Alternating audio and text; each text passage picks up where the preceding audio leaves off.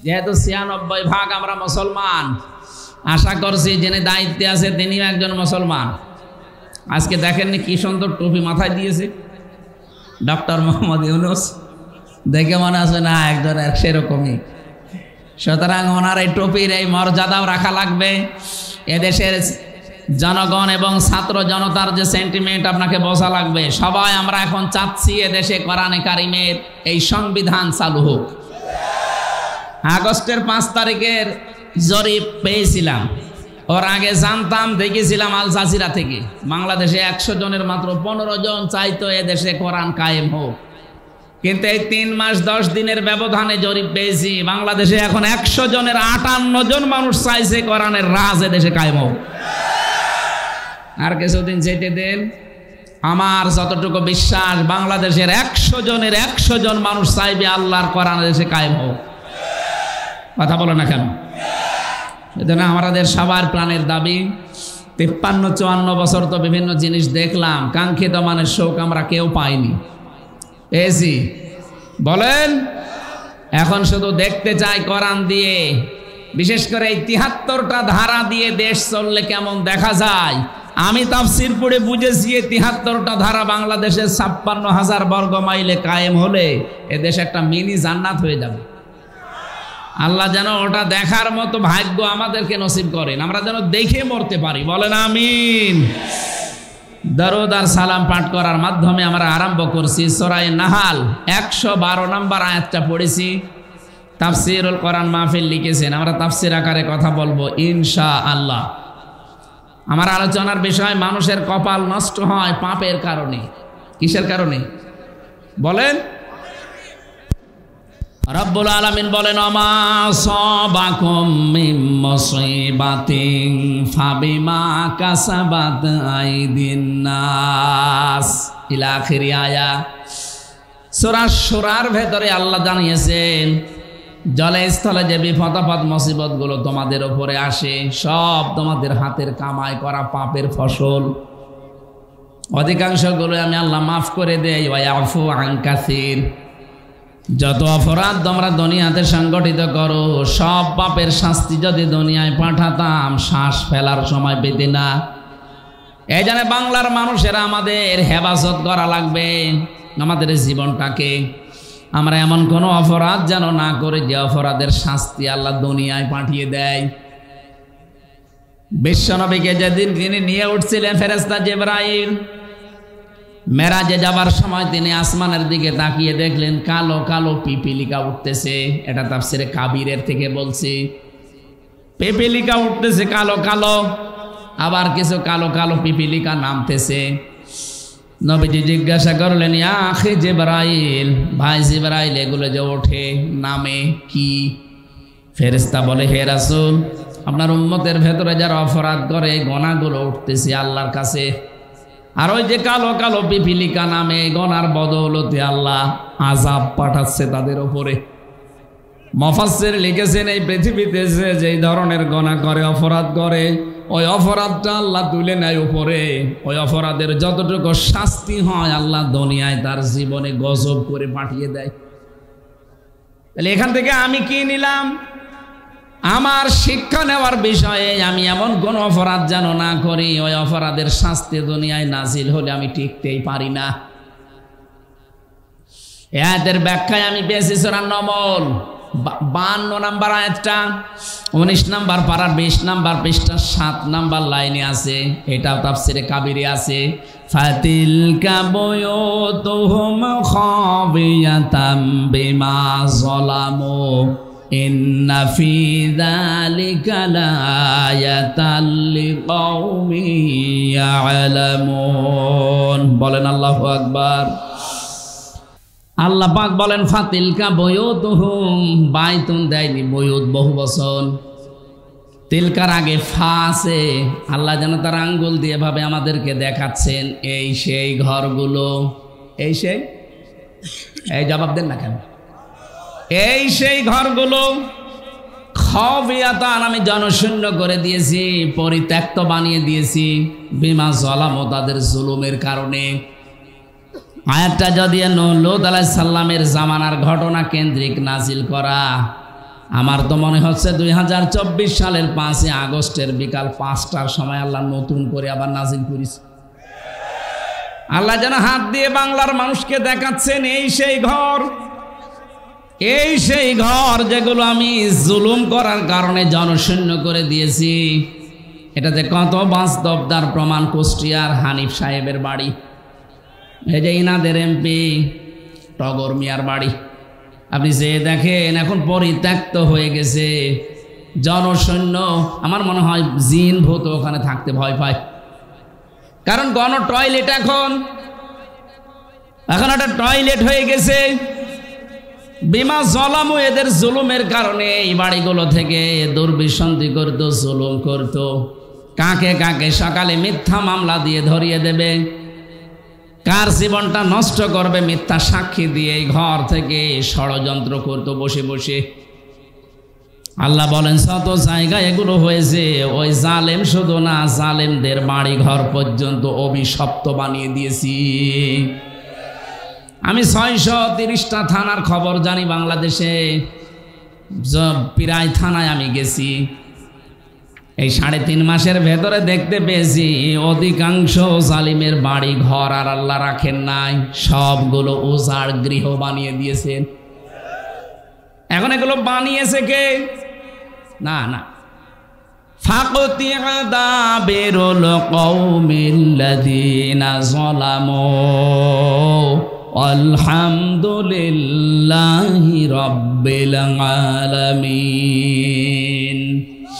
সূরা নাম 7 নম্বর পারার 12 নম্বর পৃষ্ঠা 4 নম্বর লাইনের 45 নম্বর আয়াতের প্রথম অংশে আছে রব্বুল আলামিন বলেন, জালেমদের শিকড় কেটে দেওয়া হয়ে গেছে।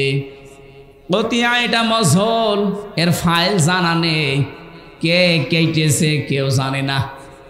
আপনি সারা দেশে জালেমদের বাড়ি খোঁজ নিয়ে দেখেন, ভেঙেছে কে, একজনেরও নাম পাবেন না। এই কথা বলছে না কেন? আপনাদের রংপুর বিভাগ আমি জানি না, খুলনা বিভাগের কথা বলছি। জালেমদের বাড়ি ঘর আর নেই, সবগুলো এখন জাতীয় টয়লেট। এমনি এমনি এগুলো হয়নি।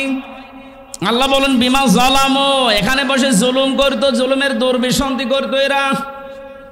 ইন্না ফি যালিকা লাআয়াতান, লামে তাকিদ, অবশ্যই এর ভেতরে তোমাদের জন্য শিক্ষা আছে।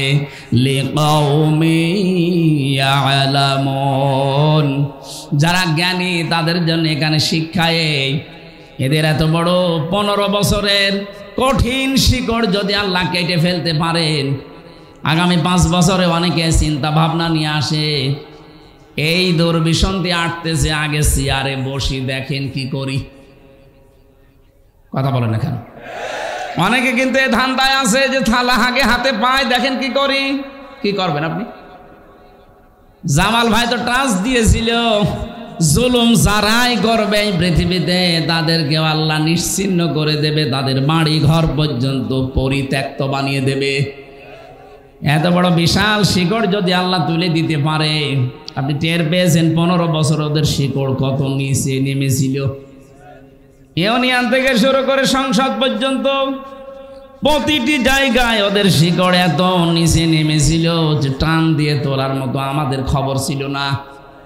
আল্লাহ পাক বলেন জালেমদের শিকড় কেটে ফেলা হয়ে গেছে। কেটেছে কে কেউ জানে না। বাংলাদেশে কার নামে আপনি মামলা দেবেন, একজনকেও পাবেন না। এই কথা বলেন এখানে। হানিফের এত সুন্দর সাজানো গোছানো বাড়ি, আপনি এখন যে দেখেন ওটা এখন টয়লেট। কারণ টয়লেট করবে যেখানে বসে, ও টয়লেটের প্যান পর্যন্ত মানুষ খুলি নিয়ে চলে গেছে। কোথায় বসবে জায়গা পায় না, ইটও তো নেই, ইটও খুলে নিয়ে চলে গেছে। এই জন্য কেউ এদিকে কেউ এদিকে কেউ এদিকে, যে যেদিকে পারে মুখ দিয়ে মনে হচ্ছে যে জামাতবদ্ধ টয়লেট চলছে। তাহলে আমাদের এখান থেকে নেওয়ার বিষয় এই, এদের এত বড় শিকড় যদি মাটির সাথে মিশে যেতে পারে, আগামীতে যারা এই ধান্দায় আছেন যে চেয়ারে বসি দেখেন কি করি, আপনার বাড়িও আল্লাহ উজাড় গৃহ বানিয়ে দেবে, কোনো ব্যাপারই না। অলরেডি অনেকের উপর থেকে আল্লাহ জনগণের মন কিন্তু বেশিরভাগ সরিয়ে নিয়েছে তাদের কর্মকাণ্ডের কারণে। এই জালেমরা যদি জুলুম করার কারণে, চাঁদাবাজি করার কারণে মানুষের মন থেকে উঠে যায়, আগস্টের 5 তারিখের পর থেকে যারা চাঁদাবাজি আরম্ভ করেছেন, আপনি কি মনে করছেন জনগণ আপনাকে ভালোবাসে? কমনে তাকাও, এমনি 15 থেকে 58% মানুষ চলে এসেছে। মানুষের মেধা বুদ্ধি এখন কাজ করছে। এতদিন এটা বাধা ছিল, এখন খুলে গেছে। আর আন্তর্জাতিক মহল তো আছে, এই জন্য সাবধানে। গত পরশু দিনের নারায়ণগঞ্জের বন্দরের চাঁদাবাজিটাও কিন্তু মানুষ দেখতেছে। বিএনপির নাম করে এগুলো যারা করতেছেন, আপনার কিন্তু কপালে আগুন লাগবে, আপনি টের পাচ্ছেন। চাঁদাবাজি করে যদি সম্পদ বানানো যায়, হয়তো এই পাশের জেলা বগুড়া, আপনি বলেন তো, বগুড়ার যে কৃতি সন্তান শহীদ প্রেসিডেন্ট জিয়াউর রহমান, তিনি কত কিছু রেখে যেতে পারতেন, কিছুই তো রেখে যাননি। তার পরবর্তী প্রজন্ম যদিও লাইন মতো ছিল না, সেটা আলাদা বিষয়। বঙ্গবন্ধুকেও তো মানুষ হত্যা করেছে, জিয়াউর রহমানকেও হত্যা করেছে। একজনের নাম শুনলে মানুষ বলে শহীদ, আর একজনকে পিটিয়েও শহীদ বলানো যায় না। এমনি এমনি এটা তার জীবনে এমন এমন কিছু কাজ আপনি পাবেন। আরাফাতের ময়দানে যে নিমের গাছ, ওই দেশের মানুষ জিয়া ট্রি বলে ডাকে, তার মানে জিয়া ওই গাছটা লাগিয়েছিল। লক্ষ লক্ষ হাজিরা আরাফাতের এই ময়দানে, উত্তপ্ত ময়দানে একটু ছায়া পায়। আমার মনে হয় আরাফাতের ময়দানে যেহেতু দোয়া কবুল হয়, লক্ষ লক্ষ হাজিরা যখন ওখানে থাকে, গাছের ছায়া পাওয়ার পরে যদি মন থেকে দোয়া করে, ছায়ার ব্যবস্থা যে করেছে আল্লাহ তুমি মাফ করে দিও, কবুল হয়ে যাবে। কিন্তু আপনি তার আদর্শ ধারণ করার কথা বলেন, আর আপনি চাঁদাবাজি করেন। আপনি মানুষ, খবর যদি জায়গা মতো চলে যায়, দলীয় পদ না, জীবন পর্যন্ত থাকবে না। এই জন্য আমরা শিক্ষা নেব, আমরা যেন চাঁদাবাজি না করি, এবং কেউ করলে আমরা করতেও দেব না। আমিরে জামাত ডাক্তার শফিকুর আমিরে জামাত ডাক্তার শফিকুর রহমান ঘোষণা দিয়েছে, এই দেশে যদি ইসলাম আমরা নিয়ে আসতে পারি, দেশে চাঁদাবাজি হবে না, কাউকে করতেও দেব না। এটা আমরা চাই না। এই জন্য জালেমদের যে পরিণতি হয়েছে গুনার কারণে, অপরাধের কারণে, আমাদের হোক, আমরা চাই। আল্লাহ পাক বলেন, যহারাল ফাসাদু ফিল বাররি ওয়াল বাহরি বিমা কাসাবাত আইদিন নাস লিয়ুযীকাহুম বা'দাল্লাযী আমিলু লাআল্লাহুম ইয়ারজিউন। সূরা রুমের 41 নম্বর আয়াতে আছে, জলে স্থলে যে বিপদ আপদ মুসিবত গুলো আসে, একটাও আমি দিতে চাই না, সব তোমাদের হাতের কামাই করা ফসল। আমি চাই এগুলো দিয়ে তোমাদেরকে তোমাদের পাপের কিছু শাস্তি দিতে, যেন তোমরা ফিরে আসো। এই জন্য আমি ওই যে শানে নজর বলছিলাম, বিশ্ব নবী যখন দেখলেন কিছু পিপিলিকা উঠতেছে আকাশে, আর কিছু পিপিলিকা কালো কালো নামতেছে, ফেরেশতা বলে, হে রাসূল, এই যে ওঠে এগুলো আপনার উম্মতের পাপের ফসল উঠতেছে, আর যেগুলো নামে ওগুলো তাদের পাপের কারণে আল্লাহ গজব নামাচ্ছে। তাহলে দুনিয়া আমরা যারা বাস করি, আমাদের এই মুহূর্তে সতর্ক হওয়া লাগবে। আল্লাহ কিন্তু একটা নির্মল শান্ত এমন একটা সুন্দর গ্রামের উদাহরণ আমাদের সামনে আজকে সেট করেছেন তেলাওয়াতকৃত আয়াতে। এটা সূরা নমল থেকে বলছি, বাংলাদেশের সাথে আমি আয়াতটা মিলাবো আজকে। সূরা নাহাল থেকে বলছি, 112 নম্বর আয়াত।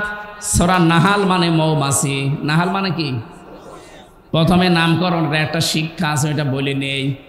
68 নম্বর আয়াতে পাবেন, ওয়াওহা রাব্বুকা ইলান নাহলি আনিত্তাখিযি মিনাল জিবালি বুয়ুতা ওয়া মিনাশ শাজারি ওয়া মিম্মা ইয়ারিশুন।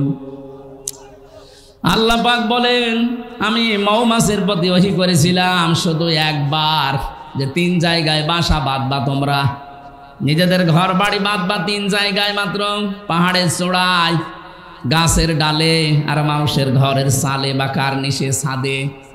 নবী আপনি দেখবেন এই তিনটা জায়গা ছাড়া আজ পর্যন্ত মৌমাছিরা কোনো জায়গায় বাসা বাঁধে না, কিয়ামত পর্যন্ত বাঁধবেও না। আমার প্রশ্ন হচ্ছে মৌমাছিদের আল্লাহ আদেশ করেছে কয়দিন? কথা বলে না কেন? মাত্র একদিন একটা আদেশ দিয়েছে, ওইটা আজ পর্যন্ত ওরা মেনে চলছে, কিয়ামত পর্যন্ত চলবে। এই জন্য ওদের ভেতরে কোনো ঝামেলা নেই। আর আমাদেরকে কোরআনে আল্লাহ আমাদের আদেশ দিয়েছেন 500। কয়টা? একটাও আমরা মানি না। ওরা একটা আদেশ পেয়ে একটাই মেনে চলছে, ঝামেলা নেই। 500টা পেয়েছি, একটাও মানি না, ঝামেলা হবে না? হবে কি? এই জন্য আমাদের উচিত হচ্ছে কোরআনে কারিম থেকে এই 500 আয়াত জেনে বুঝে আমাদের এই প্র্যাকটিক্যাল লাইফে এখন থেকে মিলানো। তাহলে ওই যে পাপগুলো উঠতেছে ওগুলো বন্ধ হয়ে যাবে। কারণ কোরআনের সমাজ যখন কায়েম হয়, কোরআন যখন বিজয় হয়, তখন হালালকে হালাল, হারামকে হারাম জানা এবং ছেড়ে দেওয়া সহজ হয়। তিরমিজি শরীফের হাদিস, নবীজি বলেন, মান করাল কোরআনা ফাস্তাজহারাহু, যে ব্যক্তি কোরআন পড়বে আর কোরআনকে বিজয়ী করার জন্য চেষ্টা চালাবে। এজহার মানে শুধু প্রকাশ করা না, এজহার মানে কায়েম করা, এজহার মানে বিজয়ী করা। কোরআন যদি সত্যি ব্যক্তি, পরিবার, সমাজ আর রাষ্ট্রে বিজয়ী হয়, ফাহাল্লা হালালাহু ওয়া হাররামা হারামাহু, হালালকে হালাল আর হারামকে হারাম জেনে ছেড়ে দেওয়া সহজ হয়। এ বাংলাদেশে 54 বছরে কোরআন বিজয়ী হয়নি, এই জন্য হালালকে হালাল জানার পরও আমরা অনেক জায়গায় মানতে পারিনি, হারামকে হারাম জানার পরও ছেড়ে দিতে পারিনি। কথা বলে না কেন? এই যে সুদ হারাম জানার পরও আমরা ছেড়ে দিতে পারি না, কারণ কি? কারণ কোরআন এই দেশে বিজয়ী নেই। কোরআনে কারিম যেখানে অর্থনীতিতে থাকা দরকার ছিল, ওই জায়গায় কোরআন আজ নেই। জাকাত ভিত্তিক অর্থনীতি রাষ্ট্রীয়ভাবে কায়েম করতে চেয়েছিল কোরআনে কারিম, সেখানে আমরা নিয়ে যেতে পারিনি।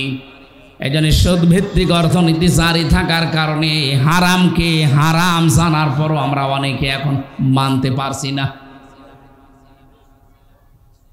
অর্থনীতির যে চ্যাপ্টারগুলো আছে, সূরা বাকারার 168 কি 175 নম্বর আয়াত থেকে 80 নম্বর আয়াত পর্যন্ত তাফসিরে ফি জিলালিল কোরআন দেখবেন। ব্যবসা যে একটা ইবাদত, অর্থনীতি একটা ইবাদতের মূল মানদণ্ডের ভেতরে একটা, অনেকে আমরা জানিও না, মানিও না। কারণ না জানলে আপনি মানবেন কি করে? এখানে 100 জনের মনে হয় 98 জন ফেল করবে যে মোশারাকা কি বলেন তো, মোদারাবা কি বলেন তো, মোরাহাবা কি বলেন তো, বায়ে সালাম কারে বলে, বায়ে ইস্তেসনা কারে বলে, বায়ে মুআজ্জাল কারে বলে, বায়ে ওয়াহিদা কারে বলে, 28টা নিয়ম আছে। আপনি যে ব্যবসা একটা ইবাদত, একটাও জানেন না, তো ইবাদত হচ্ছে কি করে? অথচ বিশ্ব নবী নিজের জীবনে মোদারাবা তিনি পালন করে দেখিয়েছেন। ইসলামী ব্যাংকে এখন যেটা আছে, হযরতে খাদিজাতুল কুবরা অর্থ দিয়েছিলেন, নবীজি শ্রম দিয়েছিলেন, এইটার নাম আরবিতে মোদারাবা বলে।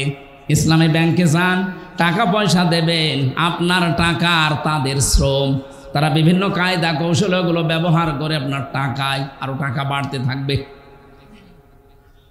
আর বাকি যে ব্যাংকিং ব্যবস্থা দেশে আছে, সোনালী, চৈতালি, রূপালী, আমি বাকিগুলোর নামও জানি না, সব ব্যাংকে দেখবেন সরাসরি আপনাকে জবাই করায়। এখন যদি বলেন হ্যাঁ ইসলামী ব্যাংকেও আছে, হ্যাঁ আছে, কিন্তু যতদিন পর্যন্ত দেশে জাকাত ভিত্তিক অর্থনীতি রাষ্ট্রীয়ভাবে আপনি কায়েম করে দেখাতে না পারবেন, ততদিন ইসলামী ব্যাংক না, ফেরেশতা জিবরাইল ব্যাংক যদি খোলে সে ওষুধ খাওয়া লাগবে। কথা বুঝতেছে? এই যে টুপিটা সুন্দর লাগছে না, এর ভেতরে সুদ আছে। প্রশ্ন আসতে পারে, হুজুর মানুষ সুদের টুপি মাথায় দিয়ে নামাজ পড়েন? আরে বেটা, নবীজি নিজে মক্কায় 13 বছর নামাজ পড়েননি? কথা বলেন না কেন? তো ওই সময় তার তো কাবা শরীফের ভেতরে 360টা মূর্তি ছিল, 360টা মূর্তি সামনে নিয়ে নামাজ পড়ে নামাজ হয়? সব বলছেন না, নবীর নামাজ হয়নি। আজ যে বললাম টুপিটার ভেতরে সুদ, এই যে সুন্দর দেখতে কোটিটা কি সুন্দর লাগছে, এর ভেতরে সুদ আছে। কারণ হচ্ছে এই, আমি হয়তো সুদের টাকা দিয়ে এটা কিনি নাই, কিন্তু এই টুপিটা যে ফ্যাক্টরিতে তৈরি হয়েছে, ওই ফ্যাক্টরির মালিক ব্যাংক থেকে লোন নিয়েছে। হ্যাঁ কথা বলছেন? প্রত্যেকটা জিনিস এরকম। যাকাত যতদিন সরকারিভাবে রাষ্ট্রীয়ভাবে কায়েম করা না যাবে ততদিন আপনি এদেশে সুদ থেকে বাঁচতে পারবেন না। হ্যাঁ, যতদিন কায়েম করতে না পারি ততদিন কাজ করলে গোনা হবে না, নবীজির যেমন হয়নি। অথচ ওই নবী বাকি 10 বছর যখন রাষ্ট্রের দায়িত্বে ছিলেন মদিনার, রাষ্ট্রপ্রধান হওয়ার পরে তিনি এসে শুধু মূর্তি ফেলে দেয়নি, ভেঙ্গে ভেঙ্গে দূর করে দিয়েছেন। কথা বলেন না কেন? সুতরাং রাষ্ট্রে যদি সত্যি ইসলামটা আমরা বিজয় করতে পারি, আল্লাহর কসম তখন এই বেপরদা থাকবে না, সুদ থাকবে না, ঘুষ দেওয়া লাগবে না। বৈষম্য বিরোধী ছাত্র আন্দোলন যারা করেছিল তারা দেওয়ালে দেওয়ালে লিখন লিখেছে, ঘুষ যদি কেউ চায় তার হাত ভেঙে দেওয়া হবে। এটা যদি কায়েম হয়ে যায় কেমন হবে বলেন তো? বৈষম্য বিরোধী ছাত্র আন্দোলন মানে 9টা দফা দেখেছি, তার 3টা প্রথম দফায় আমি দেখেছি সূরা কোরআনের এই সূরা নাহালের 90 নম্বর আয়াতের প্রথম 3টা বিষয়ের সাথে তারা মিল রেখেছে। 1 নম্বরে ওরা বলেছিল ওয়ান জাস্টিস, ন্যায় বিচার কায়েম করতে চেয়েছিল না? আল্লাহ এই নির্দেশই 90 নম্বর আয়াতে প্রথম দিয়েছেন, ইন্নাল্লাহা ইয়া'মুরু বিল আদলি, অবশ্যই আল্লাহ নির্দেশ দিচ্ছে তোমরা ন্যায় বিচার কায়েম করো। এইটাই তো তারা চেয়েছিল। কথা বলেন না কেন? 2 নম্বরে তারা চেয়েছিল মানবাধিকার। আল্লাহ পাক বলেন আমিও দ্বিতীয় এইটাই চেয়েছি, আল ইহসান। ইহসানের 27টা ব্যাখ্যা আছে, এর ভেতরে 1 নম্বর ব্যাখ্যা ইহসান মানে ভালো ব্যবহার করো। কোথায় ছিল ভালো ব্যবহার বাংলাদেশে? বলে ভালো ব্যবহার করবা কাদের সাথে? নবীজি যুদ্ধবন্দী যারা তাদের সাথেও খারাপ আচরণ করেননি, ভালো ব্যবহার করে তাদের মন জয় করে ফেলেছিলেন। হযরতে সুমামা বিন ওয়াসালের জীবনটা পড়ে দেখবেন কি ব্যবহার করেছিলেন। অথচ আমরা তো যুদ্ধবন্দী ছিলাম না, আমরা ছিলাম কারাবন্দী, তাও অবৈধভাবে। কথা বলছেন না কেন? কি আচরণ করলেন আপনি? 24 ঘন্টা আমার মতো একটা চিকন মানুষকে আপনি তালা লাগিয়ে রাখতেন, তা ফাঁসির কন্ডেম সেলের ভেতরে। কি করেছিলাম আমি? আপনার মেয়ের দিকে তাকিয়েছি কোনো দিন? আর আপনার যে মেয়ে ও ছাতার দিকে তাকানো যায়, জামাই কন্ট্রোল করতে পারছে না, আমরা কি করব? আর ওর দিকে তাকিয়ে করবো কি? তো 4-5টা ছেলে মেয়ের মা। কথা বলছে না কেন? দেখার মতো হলে না একবার একটু না, আমি এটা আর বলবো না। একবার এক রশ্মিকার নাম বললে মুসিবতে আছে। আমি যেটা বলতে চাচ্ছি, আপনি কোন কারণে একটা কারাবন্দির সাথে এটা করলেন? নবীজি জীবনে যুদ্ধবন্দির সাথে এটা করেননি। ইহসান কোথায় পেয়েছেন? এই কারণেই তো জনগণ নেমে পড়েছে রাস্তায়, যে আমরা মানব অধিকার চাই, আমরা মানবতা চাই। 3 নম্বরে তারা বলেছেন আমরা বৈষম্য মুক্ত বাংলাদেশ গড়তে চাই। এটা 3 নম্বরে আল্লাহ দিয়েছেন, ওয়া ইতাইদিল কুরবা।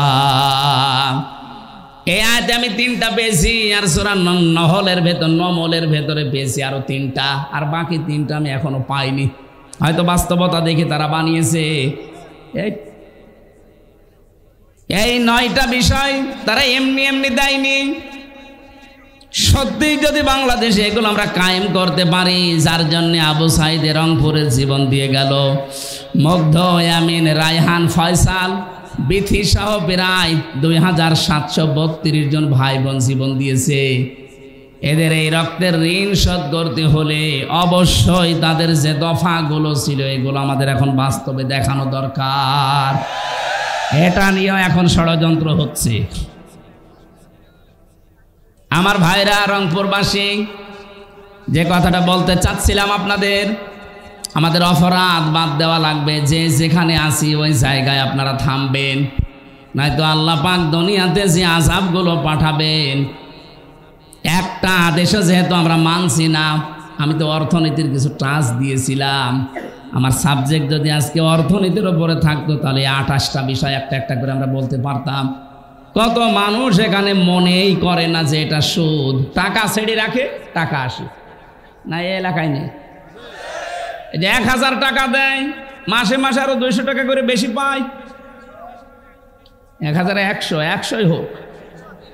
হ্যাঁ, আরে বাবা, বলেন তো এটা সুদ? বলেন না কেন? আর সুদের নিম্ন গুনাহ মায়ের সাথে 33 বার জিনা করা, আর বড় গুনাহ আল্লাহ রসুলের সাথে যুদ্ধ ঘোষণা দেওয়া। আপনি নিজের মায়ের সাথে 33 বার জিনা করে আসেন আর নামাজে দাঁড়ান, আপনার নামাজ নীতি আল্লাহর বয়ে গেছে কি? সুতরাং যারা টাকা ছেড়ে রাখেন, টাকা আসে, ব্যবসায় আছেন, এই মুহূর্তে এই ব্যবসা বাদ দেওয়া লাগবে। কারা কারা এটা বাদ দিয়ে দেবেন হাত তোলেন তো। এই যে এলাকায় আছে, হ্যাঁ ঠিক আছে ভাই, ছেড়ে দেবেন। এটা যেহেতু আছে এলাকায়, আশা করছি ছেড়ে দেবেন। ছেড়ে দেবেন তো ইনশাল্লাহ। হ্যাঁ, মৌমাছির এই নামকরণ থেকে কথাগুলো নিয়ে এসেছিলাম। একটা আদেশ পেয়ে তারা মানতেছে, কিয়ামত পর্যন্ত মানবে, এই জন্য কোনো ভেজালে তারা পড়ে না। আমাদের আল্লাহ দয়া করে 500 আদেশ দিয়েছিলেন, একটাও আমরা মানতে পারি নাই, এই জন্য আমরা এত ভেজালে আছি। এখন থেকে আমরা আল্লাহর যে একটা গ্রামের উদাহরণ আমাদের সামনে দিয়ে শিক্ষা দিতে চাচ্ছেন, এটা দেখি আমাদের এই বাংলাদেশের সাথে মেলে কিনা। ওয়ারাবাল্লাহু মাসালান ক্বরিয়াতান কানাত আমিনাতাম মুতমাইন্না। আল্লাহ পাক বলেন একটা গ্রামের উদাহরণ দিলাম, উপমা দিলাম। কি ছিল সেই গ্রাম? দুইটা জিনিস আমি ওই গ্রামে রেখেছিলাম। 1 নম্বরে সেখানে আমানা ছিল, শান্তি ছিল। 2 নম্বরে মুতমাইন্না, নিশ্চিন্তে বাস করা যেত। তাফসিরে ইবনে কাসিরের ভেতরে এই কানাত আমিনাতান মুতমাইন্নাতান, এই 2টা শব্দের ব্যাখ্যায় তারা অধিকাংশ মুফাসসির দিয়েছেন এটা কাবা শরীফের এলাকা। কাবার এলাকাতে আল্লাহ এত শান্তি, স্বস্তি, নিরাপত্তা দিয়ে রেখেছিলেন। ওর বাইরে যেখানে যাবেন সেখানে হট্টগোল, মারামারি, চাঁদাবাজি, খুন খারাপি, চিন্তায়। কিন্তু কাবার এরিয়াকে আল্লাহ এমনভাবে নিরাপত্তা দিয়েছিলেন, ওয়ামান দাখালাহু কানা আমিনা। রাব্বুল আলামিন বলেন, কাবায় যারা প্রবেশ করে তাদেরকে নিরাপত্তা আমি আল্লাহ দিয়ে দেই। এবার আপনি বলেন তো, বাংলাদেশ কি কাবা শরীফ? বলেন বলেন। এটা কাবা থেকে 6010 কিলোমিটার দূর। এই দেশকে যদি আমরা নিরাপত্তার চাদরে ঢেকে রাখতে চাই, মাস্ট বি আমাদেরকে কাবায় যেটা চলে ওইটা এখানে কায়েম করা লাগবে। কাবায় কি চলে? কাবায় সব চাইতে বড় বিষয় হচ্ছে কাবা আশপাশে কোনো শিরিক আপনি পাবেন না। এখানে যেই জাতির ভেতরে শিরিক উঠে যায়, শিরিক থাকে না, ওই জাতি আল্লাহর কাছ থেকে নিরাপত্তা পাওয়ার হকদার হয়ে যায়। এটা আছে সূরা আনাম 7 নম্বর পারা 15 নম্বর পৃষ্ঠা, 17 নম্বর পৃষ্ঠার 1ম নম্বর লাইনের 82 নম্বর আয়াতে আছে, আল্লাযীনা আমানু ওয়া লাম ইয়ালবিসু ঈমানাহুম বিযুলমিন উলাইকা লাহুমুল আমন ইলা আখিরি আয়া। আল্লাহ পাক বলেন, যারা ঈমান আনে আর ঈমানের সাথে জুলুম মিশ্রণ করে না, এখানে জুলুম মানে শিরিক, যারা তাদের ঈমানের সাথে শিরিক মিশ্রণ করবে না, উলাইকা লাহুমুল আমন, আল্লাহ যেন এভাবে দেখিয়ে দিচ্ছেন যে এরা আমি আল্লাহর কাছ থেকে নিরাপত্তার হকদার। জোরে বলেন সুবহানাল্লাহ। ও রংপুরবাসী, 56,000 বর্গ মাইল আমরা চাই এ দেশটাও আল্লাহ নিরাপত্তা দিয়ে দিক। বিশেষ করে প্রতিবেশী নামে এই কলঙ্ক, এই কোলাঙ্গার রাজা আরম্ভ করেছে যে ষড়যন্ত্র এখন ওরা চালাচ্ছে, এখনো আমরা শান্তি, স্বস্তি, নিরাপত্তায় নেই।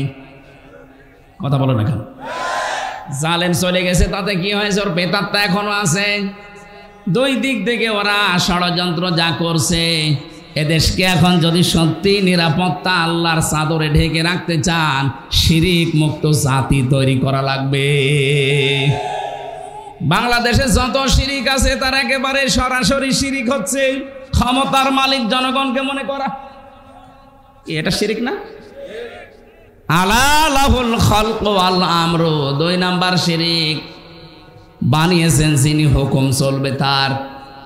অথচ আল্লাহর এই জমিনের বানানো জমিনে আল্লাহর হুকুম বাদ দিয়ে মানুষের তৈরি করা হুকুম যারা কায়েম করতে চান তারা শিরিক করছেন।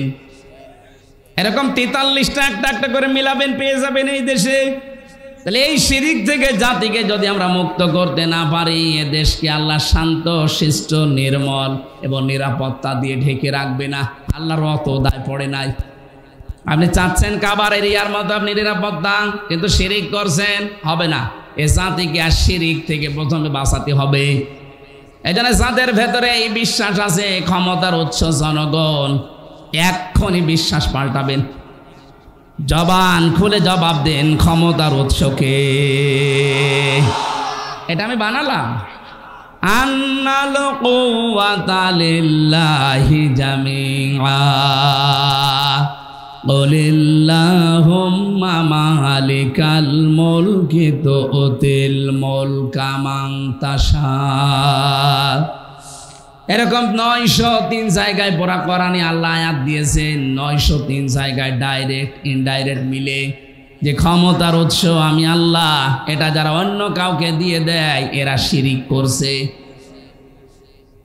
এক কথায় বলছে, এবার আল্লাহ যেটা পারে ওইটা অন্য কেউ পারে, বিশ্বাস করার নাম শিরিক। কথা বলে না কেন? মুসলমান আমরা যারা আছি জবান খুলে বলেন তো, ক্ষমতায় দিতে পারে কে? আরো জোরে কে? যারা জনগণকে বিশ্বাস দিয়ে দিয়েছেন, আপনি বলেন তো আপনি নিজের কথায় যে আপনি কিন্তু শিরিক। আর শিরিক যারা করবে তারা মুশরিক। কথা বলছে না কেন? তাহলে মুশরিক জাতিকে আল্লাহ নিরাপত্তা, শান্তি, স্বস্তি, নিরাপত্তা দেবে।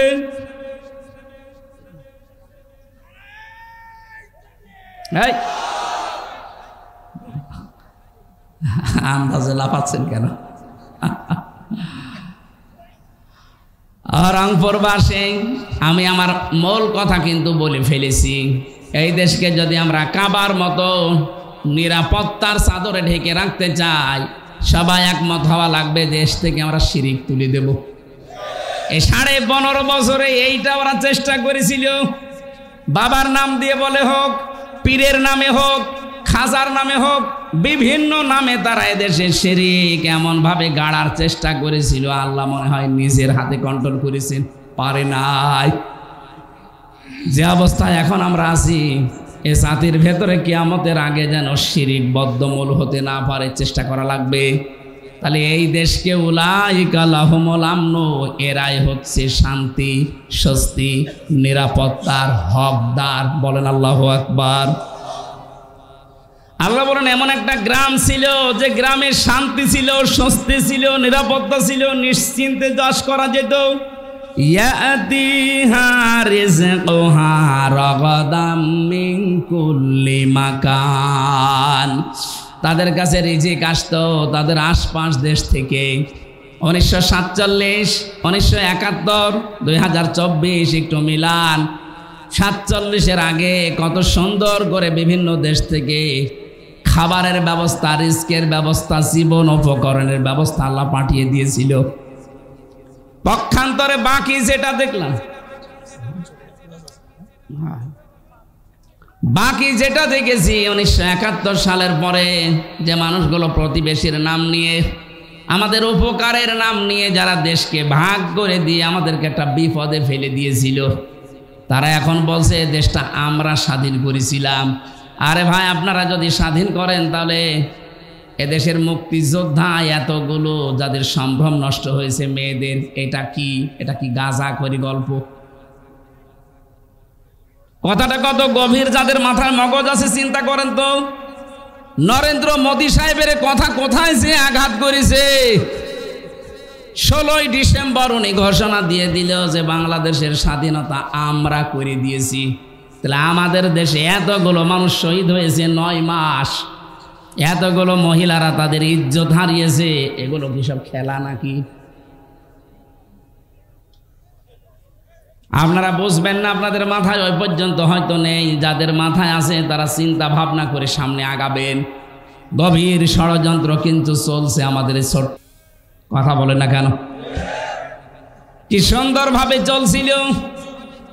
আল্লাহ পাক বলেন, যদি সত্যি জাতির লোকেরা ওয়ালাউ আন্না আহলাল কুরা আমানু ওয়াত্তাকাউ লাফাতাহনা আলাইহিম বারাকাতিম মিনাস সামাই ওয়াল আরদ। গ্রামের লোকেরা, দেশের লোকেরা যদি এখানে আল্লাহকে করিয়া দিয়েছেন এটা গ্রাম, গ্রামের লোকেরা যদি জনপদের লোকেরা আল্লাহর প্রতি ঈমান আনে, আরে দাবি অনুযায়ী যদি আল্লাহকে ভয় করে চলার নীতি অবলম্বন করে, আকাশ আর জমিনের যত বরকতের দরজা আল্লাহ সব খুলে দেবেন। জোরে বলেন সুবহানাল্লাহ। সুতরাং আমাদের কারো কাছে হাত পাতার দরকার নেই। ডক্টর মোহাম্মদ ইউনূস গতকালকেও ঘোষণা দিয়েছে, এই ছোট্ট একটা দেশ, এখানে বাস করে 18 কোটির উপরে মানুষ। পৃথিবীর কোনো দেশে এরকম ঘনবসতি আমি পাইনি। উনি যেহেতু বিভিন্ন দেশ সফর করেছেন, উনি বলছে 18 কোটি মানুষের এই হাতকে আমরা যদি কাজের হাত বানিয়ে ফেলতে পারি, যত টাকা পাচার হয়েছে দেশ থেকে এগুলো যদি ফেরত আনতে পারি, এ দেশটা আবার দাঁড়িয়ে যাবে, কেউ বাধা দিয়ে আটকাতে পারবে না। আজকে আসার সময় যে সাড়িয়াকান্দি বগুড়া পার হওয়ার সময় পাইলট আমারে বলছিল, হুজুর এই দেখেন এটা কিসা বিশাল বিশাল কত ফ্যাক্টরি বানিয়েছে। ওনারে বললাম যে এই ফ্যাক্টরি বানিয়েছে ঠিক, কিন্তু টাকা পাচার করেছে।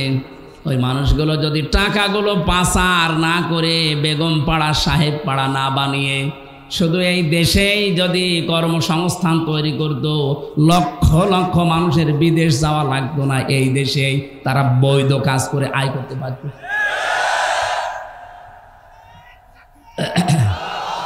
এই কথা বুঝতে দেন, কি করলেন আপনি টাকাগুলো বাইরে গিয়ে? বাইরে তো গিয়েছিলাম কিছুদিন আগে, মালয়েশিয়া, সিঙ্গাপুর আপনি বানিয়েছেন, ওখানে সাহেব পাড়া, কানাডায় বানিয়েছেন বেগম পাড়া, কি হচ্ছে পড়ে আছে এখন।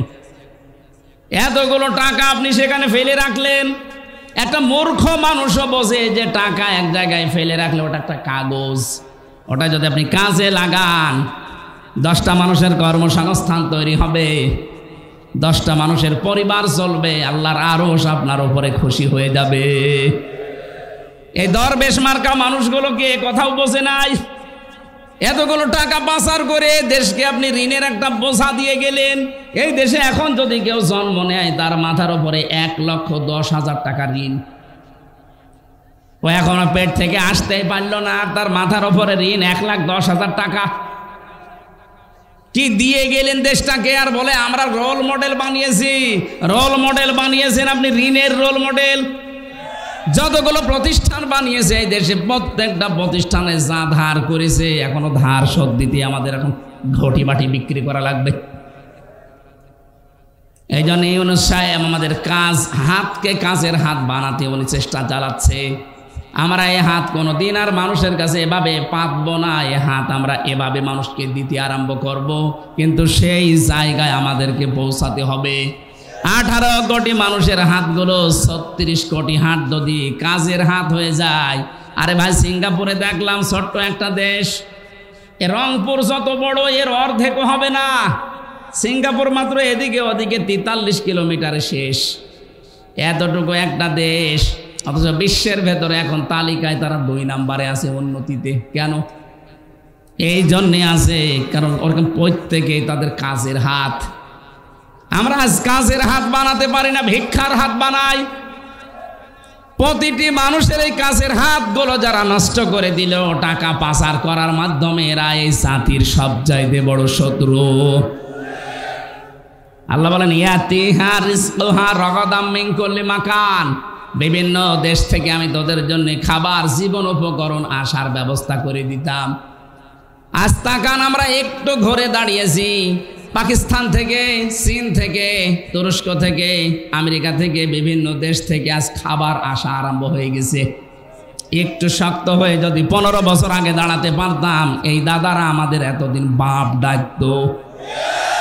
এখন আরম্ভ হয়ে গেছে অলরেডি। ওদের 2 জনকে আজকেও পিটিয়ে, ভারতে ওদের নিজেদের লোক 2 জনকে পিটিয়ে হাসপাতালের আইসিইউতে ভর্তি করিস, যে তোদের কথার কারণে বাংলাদেশের লোক এখন আলু নেয় না, পেঁয়াজ নেয় না, সব বর্ডারে পৌঁছতেছে। বর্ষদিন ডোনাল্ড ট্রাম্প যা বলেছে দেখেছেন, বলেছে আমি জানুয়ারির 20 তারিখে ওত নেব, শপথ নেব, ভারতীয় আছে আমার আমেরিকায় 16 লাখ, এদেরকে সব তাড়িয়ে দেব। আমার মনে হয় মোদি দাদার ধুতি এখন সামলাতে পারবে কিনা আল্লাহ জানে। আমাদের চট্টগ্রাম নিয়ে নেবেন, আপনি নিজেরটা ঠেকান, 7 সিস্টার থাকে কিনা। ওই 16 লাখ যদি চলে আসে, এদেশের মানুষের ব্যবসা যদি পাকিস্তান, চীন, তুরস্কের সাথে আরম্ভ হয়ে যায়, আরম্ভ করবে, ঘোষণা অলরেডি দিয়ে দিয়েছে যে তোদের সাথে আমাদের কোনো ব্যবসা নেই। ওরা মনে করেছিল আমরা ওদের কাছে ভিক্ষা চাই, আমরা যে টাকা দিয়ে কিনে নিতাম এইটা ওরা ভাবতো না, মনে হচ্ছে ভিক্ষা দিত। এবার ঠেলা টের পাবে, কথা বলে না কেন? ওরা আমাদের চিকিৎসা দেবে না, কোনো দরকার নেই ওদের চিকিৎসা যাওয়ার। আমরা আহ্বান জানাচ্ছি বাংলাদেশ সরকার, যিনি এখন দায়িত্বে আছেন, উপদেষ্টা, এদেশের প্রতিটি মানুষের কাছে 2 টাকা 5 টাকা করে কালেকশন করেন। অন্তত 5টা আন্তর্জাতিক মানের হাসপাতাল বাংলাদেশের 8টা বিভাগ মিলে বানিয়ে দেন। কাউকে অন্তত এই কোলাঙ্গারদের কাছে যাওয়া লাগবে না। যত টাকা আমাদের কাছে ওরা চিকিৎসার নামে নেয়, ওই জায়গায় না আছে, এখন থেকে দরকার হয় থাইল্যান্ডে যাবেন, সিঙ্গাপুরে যাবেন, দরকার আরো যে সমস্ত দেশ আছে উন্নত, সেখানে যাবেন, কোনো দরকার নেই এদেশে যাওয়ার। এরা আমাদের কলিজা মসজিদ ভেঙ্গে মন্দির বানাচ্ছে। আমার তো মনে হচ্ছে কাবা শরীফের মতো এদের মতো আবার গজব নাজিল হয় কিনা এদেশে আল্লাহ জানে, কারণ ওরা তো আমার গায়ে হাত দেয়নি, দিয়েছে আল্লাহর ঘর কাবা শরীফের মতো মসজিদগুলো। কথা বলেন, কাবা হচ্ছে ইঞ্জিন আর এই মসজিদগুলো সব তার বগি। কাবা যদি আল্লাহর ঘর হয়, এই রংপুর মিঠাপুকুরের এই মসজিদ কার ঘর? আরো জোরে বলেন। এই মসজিদ নির্মাণের জন্য এরা চেষ্টা চালাচ্ছে মনে হয় নাকি, যে পূর্ণ নির্মাণের উদ্যোগ নিয়েছে, আবার কিয়ামত পর্যন্ত এই মসজিদ এখানে থাকবে। হযরত জিবরাইল পাথর ইব্রাহিম নবীকে দিয়েছিলেন, উনি পাথরটা নিয়ে এভাবে ফিকে মেরেছিলেন। জিবরাইল ওইটা নিয়ে তামাম দুনিয়ার যত এরিয়া আছে সব জায়গায় ছিটিয়েছে, যেখানে যেখানে পড়েছে সেখানে একটা আল্লাহর ঘর তৈরি হয়ে গেছে। এখনো যেখানে হয়নি, কিয়ামতের আগে ওখানে হবে। সুতরাং এই মসজিদ অবশ্যই এখানে জিবরাইলের পাথর পড়েছে, নয়তো মসজিদ হতো না। এরা যেহেতু উদ্যোগ নিয়েছে আবার পুনর্নির্মাণ করার জন্যে, আপনার যেন 5টা টাকা হলেও মসজিদে থাকে। আপনার অর্থ যদি মসজিদের কাছে কোরআন প্রচারে ব্যয় না হয়, তো কি করবেন? টাকা নিয়ে কি কবরে যাবেন আপনি? যার জন্য রেখে যাচ্ছেন ও পরিচয় দেবে না 50 বছর পর। এক কথা বলে না কেন? আমার বাবার নাম রিয়াজউদ্দিন, তার বাবার নাম জাহান আলী, তার বাবার নাম নমাজ আলী, এরপরে আমি আর চিনি না। হ্যাঁ, এই 3 পুরুষের পরে আমি আর চিনি না। এখন বলেন তো, নমাজ আলীর বাবা 60 বছর আগে মারা গেছে, ও যদি এখন কুষ্টিয়ায় এসে বলে যে এই 2 তলা বাড়ি আমার, আমি বানিয়েছিলাম এগুলো, ওর দাঁত মুখ খুলে ফেলবো না? যে ভণ্ডামি করা জায়গা পান না। কিসের নমাজ আলীর বাবা আপনি? আপনি তো নমাজ আলীরই চিনি না।